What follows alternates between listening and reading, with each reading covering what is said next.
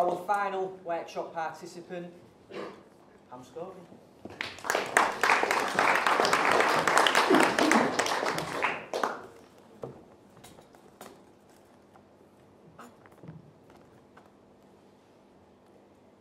Imelda liked to squash things flat. She loved the crunch and then the splat. She also liked to tear the wings from inoffensive flying things and feed them to the cat. I asked her once, in some alarm, why she inflicted so much harm. They've never done a thing to you. They might, she said. That much is true. All creepy things have nasty stings, and they look yucky too. Besides, they don't have any feeling, she mused, her eye cocked at the ceiling. Then, whap! She zapped it with a rolled-up paper, a tiny spider scuttling to escape her. I spoke of loving all God's creatures. No spark of love illumined her features. She fixed me with a glassy glare. Does anybody really care? I mentioned the environment. Imelda just got up and went. At 9:30 last Thursday morning, without a single word of warning, a giant foot came from the sky and squashed her flat. Don't ask me why. Does anybody really care? I'm sure there was no feeling there.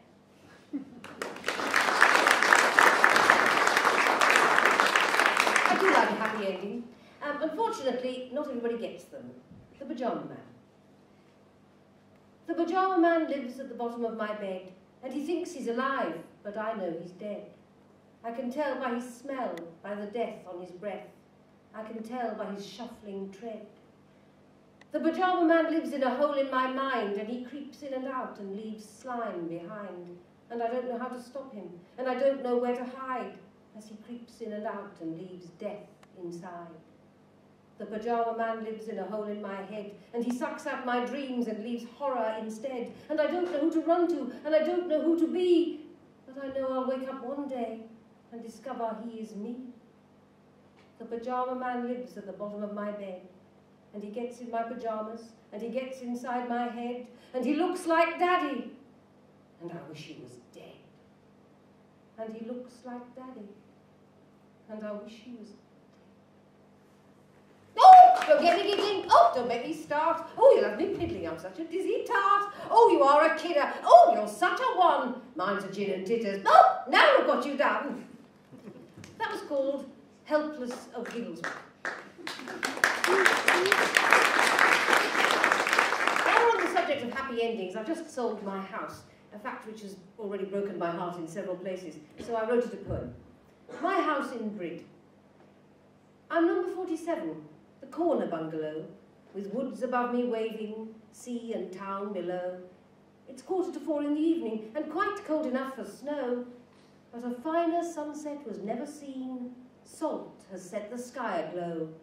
A thrush is singing the starlighting. I've moved to stay with a friend temporarily in the middle of student bedsit land, which I'm sure you'll agree is not an environment altogether congenial to a lady of my years. This is called Michaelmas Town. Some bugger's been sick outside the front gate. Prawn tikka masala's my guess. Well, it's pimply and pink, and I'm already late, and it's stuck to my shoe, so yes, the students are back. Queues of clueless cloned blondes clog up all the cash points. They're hobbled young Johns in perilous trousers, more saggy and creased than the bums of starved African tots. 3 abreast, dressed like tarts in torn tights and tight shorts, they come cluttering, gutterwood shunting me, chuntering, clattering, chattering like blackbirds on blackberries, yattering, scattering a google of geeks, still wet behind the terminals, not spouting germinal, surely the doziest intake yet, and the humped, ruptured pavements are blocked by bins boiling out feces, last term's theses, and other unmentionable things. And not one of my cosy old shops is still here, so there's nothing to eat but pizzas and beer and barbecued garbage, and nothing to wear but the smelly old clothes we recycled last year, and there's never a space to park your car. I'm trapped in a hideous Shangri-La where everyone's always 18, and I'm green. Is it the wrecked community we mourn, or our own wasting powers? These are the children we haven't born. We cannot call them ours, but they are beautiful and bright, wild, willful flowers, seeding the bomb site.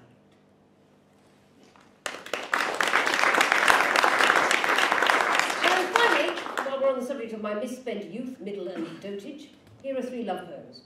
The first one's called Il Dolce, the sweet course. Gosh, you are pretty. Gosh, you are sweet, sitting all alone in the window seat. I wish I were a chameleon, one of those things with a long sticky tongue. Whoosh it would go, and back it would come, and no one but me would know where you'd gone. Postprandial, after dinner. Newly brought down, still palpitating, raw, I lie beneath the lion's lordly paw, while he, with gaze magnificent, surveys a pair of grazing wildebeest and contemplates tomorrow's feast. Oh, why did you tickle my fancy when my dancing days were done? I was sure beyond doubt all my lights had gone out. Why did you turn them back on? Why did you lure me, then leave me alone in the palace of fun? I was holding my breath for a fate worse than death. I opened my eyes and you'd gone. Oh, this love is a curious caper. But I'm finally getting the hang. You lit the blue touch paper, and somebody else got the bang.